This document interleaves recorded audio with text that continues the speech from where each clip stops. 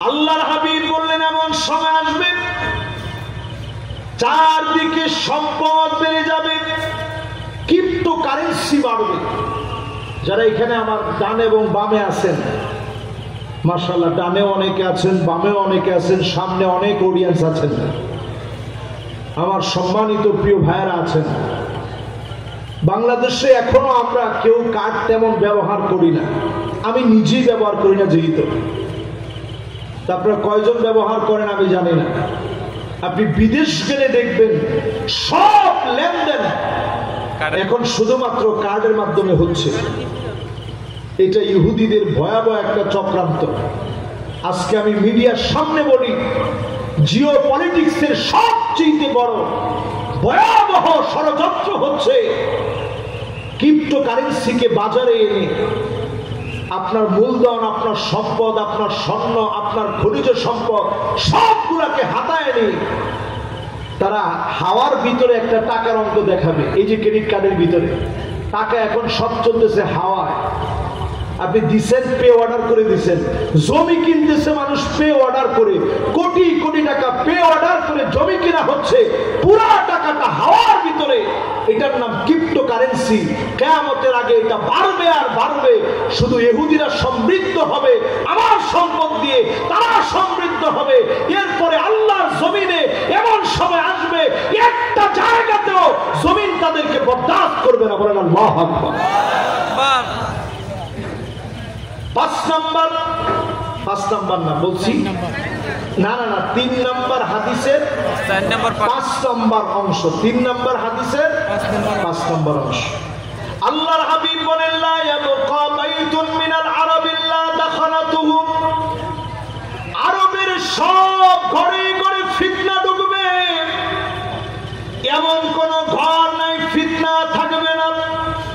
এখন যদি প্রশ্ন করি, স্মার্টফোন নেই, বর্তমান প্রযুক্তির এই সময়ে স্মার্টফোন নাই, এমন মোবাইল নেই, এমন কয়জন আছেন? হাত তোলেন।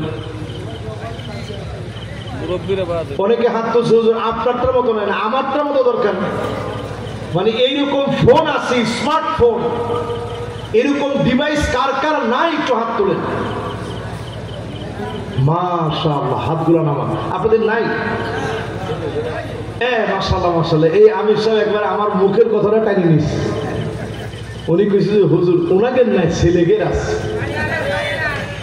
এবার হাত তোলেন। একেবারে ঘরের ভিতরেই এরকম কোন ডিভাইস নাই? মাশাআল্লাহ। 1 2 3 4 5 6 7 8 9 10 11 12 13 14 15 16 17 18 19 20 21 22 23 24 25। আলহামদুলিল্লাহ, অনেক আছেন। আল্লাহু আকবার, সুবহানাল্লাহ। এই মাটি আমার কাছে এত ভালো লাগে এই জন্যে, এখনো শত শত মানুষ পাওয়া গেছে ঘরের ভিতরে স্মার্টফোন নামক ডিভাইস নেই। প্রযুক্তির সময় স্মার্টফোন নাই, এরকম যারা আছেন মোটামুটি অনেকটা ফিতনা থেকে আপনারা বেঁচে আছেন, ঠিক কিনা কম? এখন আগে আমরা এক সময় লুডু খেলতাম, লুডু আপনারা খেলছেন? কেমনে খেলে? ওই ছক্কা মারে, পাঁচ মারে, এরপরে গুডি একটা কাটে। এখনকার সময় আপনি তাকায় দেখেন, অনলাইনে বেট লেগে, অনেক্স বেট, মেল বেট সহ এরকম জুয়ার নানান সাইট আছে। এই সাইটের ভিতরে সারা রাত জেগে আমাদের সন্তানেরা এখন জুয়ার ভিতরে আসক্ত হয়ে আছে, ঠিক কিনা বলে? সর্বশান্ত হয়ে গেছে। প্রিয় ভাইরা, এটা ইহুদিদের কত বড় চক্রান্ত, এটা আপনি এখনো টের পাচ্ছেন না। ইউটিউবটা খুললে আপনি দেখবেন, আমি ট্রেডিং করে খুব অল্প সময়ের ভিতরে গাড়ি বাড়ি করে ফেলেছি। ট্রেডিং এর মাধ্যমে ট্রেডিং করে খুব অল্প সময়ে আমি আমার নিজেকে ট্রেডিং করেছি। সুতরাং আপনিও যদি চান তাহলে এখনই যুক্ত হন, মাত্র $1 ব্যয় করলে হবে। এইরকম লক্ষ লক্ষ কোটি কোটি মুসলমানদেরকে তারা ধোঁকা দিচ্ছে, বোকা বানাচ্ছে। একজন মুসলমান যদি ট্রেডিং করতে গিয়ে জুয়া খেলে যদি মুসলমান ইনকাম করে, ওই মুসলমানের ইনকাম হারাম, হারাম এবং হারাম। জুয়ার মাধ্যমে ইনকাম করা কি হারাম? সবাই বলেন কি হারাম? এখন এই জুয়া পাইকারি দরে চলছে, ঘরে ঘরে ফিতনা ঢুকে গেছে।